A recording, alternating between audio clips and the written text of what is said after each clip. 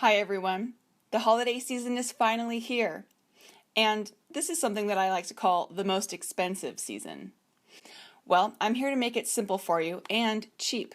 I'll give you a couple ideas that I know, such as how to use the paint, what colors to use, and some ideas that I've used that you can copy straight out or that you can maybe build on to make your very own one-of-a-kind art piece. To do any job correctly, you need the right tools. The same saying goes for art. The first thing that you'll need is something to paint on. I love these canvas boards. They're always on sale and they come in packs of 5 to 10. Next, you need something to mix your paint on. This is just a plastic piece of trash I had around my house. You don't need to have a special palette to mix your paint on. Honestly, anything around your house will do, so save your money on that. The next thing that you're going to need are paintbrushes. These came in a multi-pack of about 15 for about $10 at Michael's. You get all different kinds of shapes and sizes with the multi-pack, so I love doing those. Another thing here is a roller brush. This is really great texture when you soak it up with a lot of paint and makes really fun backgrounds.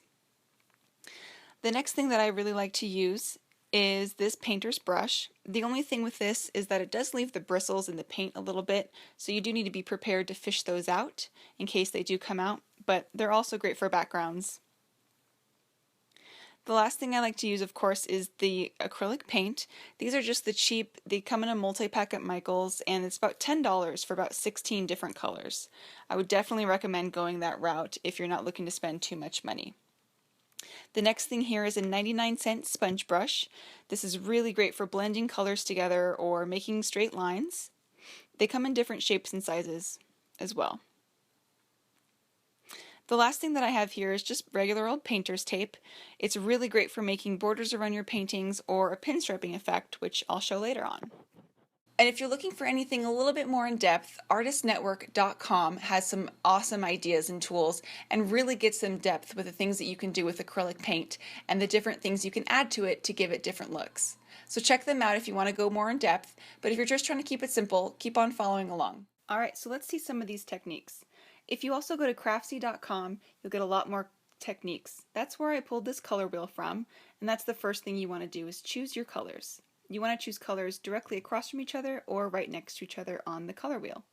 So I've chosen orange and yellow on my big brush, and I'm just going to put one color on one end of the brush and one color on the other. As you can see, it creates these stripes just by itself. Just make sure you don't blend the colors too much on your mixing tray. If you do mix them a little bit more like this, you can move the brush up and down and back and forth just like this, and it creates this cool wave texture. Another thing I like to use is this rolly brush. You want to make sure it's really saturated and push down pretty hard on the canvas. You might need to go over a couple spots just to make sure it gets all the way through, and it creates this really cool bubble-like texture. So there's a little bit of that bubble texture you can see. My next favorite thing that I love to use is this blue painter's tape. You want to press it down directly on the canvas just like this. You definitely want to make sure that you're pressing down really hard or using the edge of your nail just like that to make sure that the paint does not seep underneath the tape when you're painting over it. To paint over the tape, you just use a really thick coat of paint and go back and forth. The next thing that we can use is our sponge brush. So for this, I'm just doing one color on each side and putting it directly on the canvas. As you can see, the colors are just blending together on their own. I didn't have to do any mixing.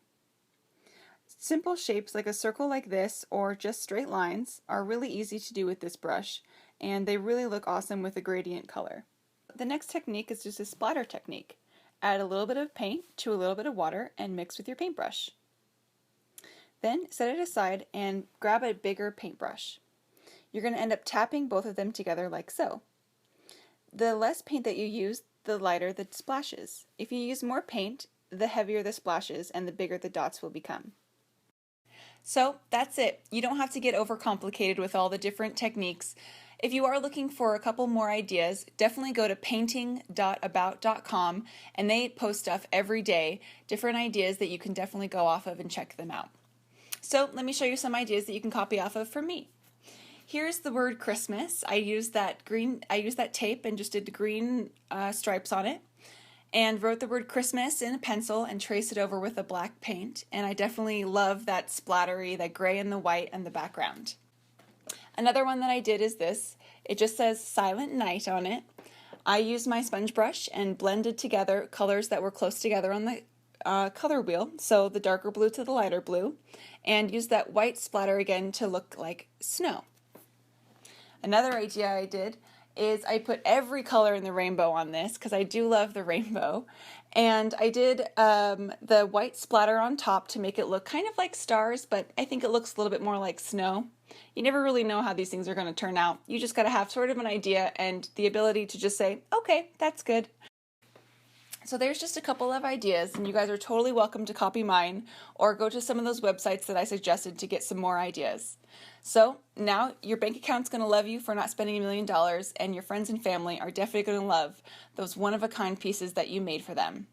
So get painting and have fun.